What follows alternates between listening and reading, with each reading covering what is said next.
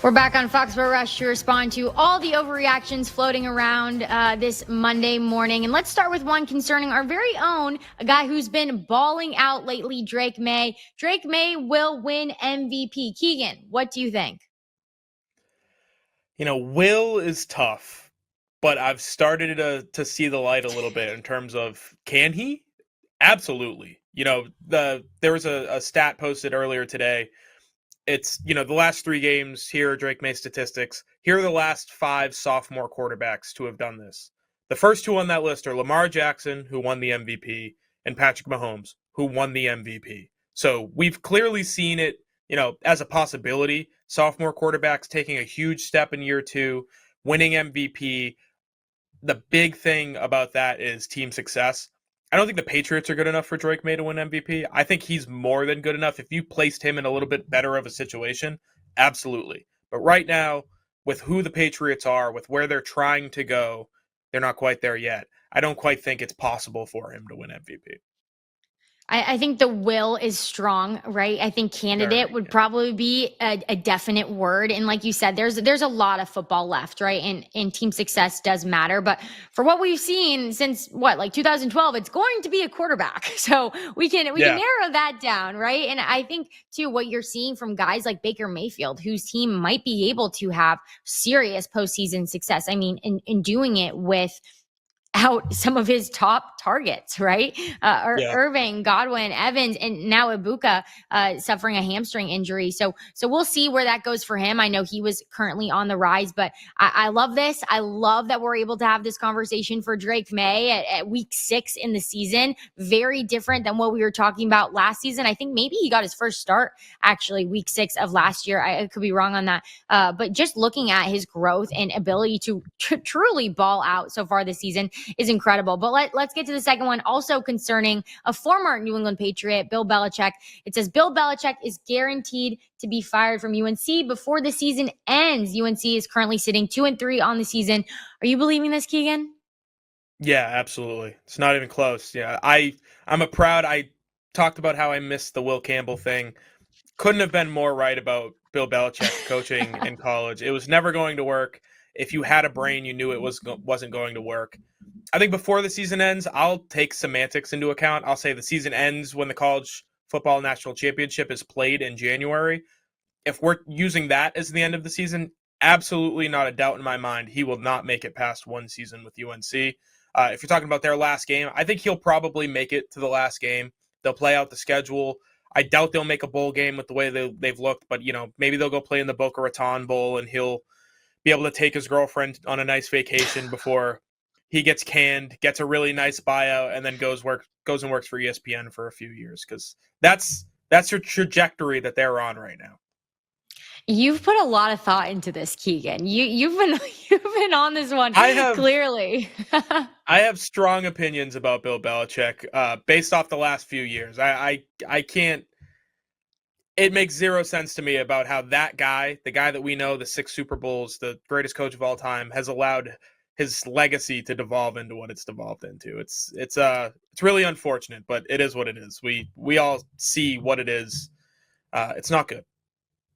I think unfortunate is the right word. And I think really the hurt is for the players who go there and maybe committed to play for a school and a program under Bill Belichick that could one day maybe propel them to the pros. And right, it's not all gone. We're not throwing it all away. Even Nick Saban was like, hey, listen, you got to give the guy time to establish his culture and bring in the kind of players that he wants.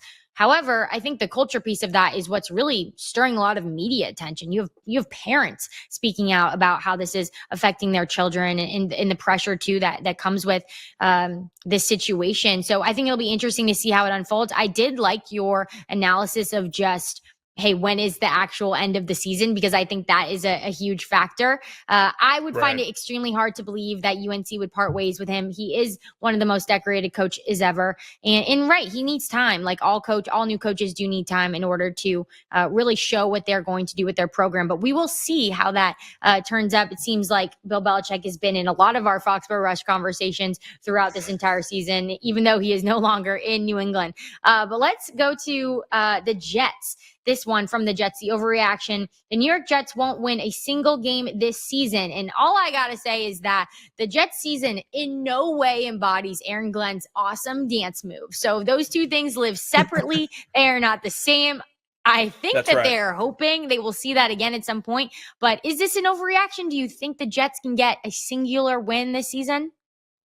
Yeah, it's an overreaction. The NFL is too volatile. There's too much parity now to where I don't think anybody could possibly lose all 17 games. You know, the Lions of '08 will live in infamy. I think it's going to be really hard to get to that lower level. You know, they'll figure things out at quarterback.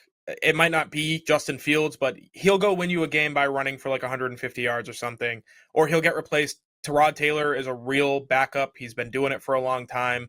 They have some bum teams on the schedule because they are playing a last place schedule. So I think there's a chance that they go and get, or a third place schedule, excuse me. They go and get at least one, maybe 2 or 3 wins.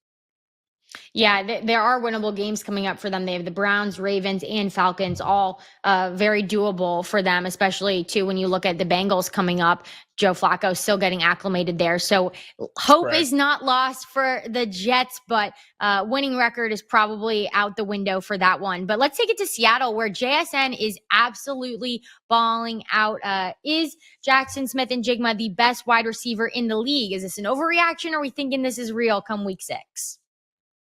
I think with what wide receivers are nowadays, yeah, it's close. If it's not him, it's probably another guy who's similar to him. Like Amon-Ra St. Brown is up there in my opinion. Puka Nacua obviously statistically has been up there for a long time, but the days of guys like AJ Brown, you know, Julio Jones, Calvin Johnson, all those big body, just mammoth dudes who are physically better than everybody else. That's not so much what it's about anymore. You need to fit an offense. You need to be a guy who can play multiple roles. And JSN's exactly that. They let go of Tyler Lockett, who is a franchise legend, and DK Metcalf, who is an example of another guy who's physically better than everybody else on the field because they believed in him so much, and he's taken that step forward. He's been everything they've wanted him to be. Best wide receiver in the league. I think it's close enough to say this isn't an overreaction, but if not, he's top 3, top 4. Yeah, I think your use of the term mammoth is hilarious because really that is how you would describe a Right. guy built like DK Metcalf. And the big question with JSN was, hey, you know, you lose Tyler Lockett, you lose DK Metcalf. JSN was kind of that third musketeer in their wide receiver room. Will he step Right. up? Will he be enough of the guy? And he has far exceeded all expectations, has just been lights out for the Seahawks so far this season. And the way he's playing and the chemistry that he has on broken plays with Sam Darnold, like coming back to the ball, finding a way to get something out of these plays in really great situational football. Yesterday, he had 1 touchdown, 162 yards, just really has over delivered for the Seattle Seahawks. So I would say this is not an overreaction. I could definitely see him putting the crown on for that this season. But let's take it to 2 guys who really Real stole the quick, show. Oh, yes. I have to cut you off. I'm sorry. One last point on JSN. I think it's a really important one for fans who might not have seen it. When he was in college, he played with Marvin Harrison Jr., Emeka Ibuka, Chris Olave, and Garrett Wilson. During his freshman year, Garrett Wilson, JSN, Chris Olave, they did an interview with Kirk Herbstreit, and he asked, which out of the 3 of you, which one's going to be the best? And both Garrett Wilson and Chris Olave pointed right at JSN and said, him. He's better than us. He's the best guy we've ever seen. Like, he's that good. It took him a little bit to get there. He is that good. If other NFL wide receivers, other superstar NFL wide receivers are saying it, you know it to be true. He's up there with the best of the best. I had to throw it out there. I missed it earlier. I absolutely love that. I love that story. And it's true. And like you said, just about his physique, he's not one of those big guys. Like JSN is actually a very smaller player. He's got a smaller frame. Right. And just to see what he's being able to do is really incredible. Okay, quick last one here on the guys who did steal the show on Thursday Night Football. Jackson Dart and the Giants will finish the season with a winning record. What do you think? Can the rookies pull it off, Keagan? I mean, they beat the defending Super Bowl champions. They're playing one of the easier schedules in the NFL. I think it's possible. I think they're another team kind of like New England where they're going to be, they face off with each other in a primetime game, which is going to be really fun for fans both in New England and in New York. But just the way they've looked and the passion that they're playing with, I think you can go and squeak out 8-9 victories and find yourself at 500 or above. So I think it's possible for sure. Hey, they have the wins to do it and to prove for it, right? You look at the Chargers and then beating the Eagles. I was going through their schedule, kind of seeing like, who could it be? I'm like, well, they'd have to be, well, they did beat the Eagles and they did beat the Chargers. So kind of impressive for them. But we will see how that goes for the New York Giants and just the rookie aura that they have, you know, the headbutting, you got the taking the shirt off on Thursday Night Football. Like they are clearly feeling it and the vibe is good there with the Giants. So we will see how that goes.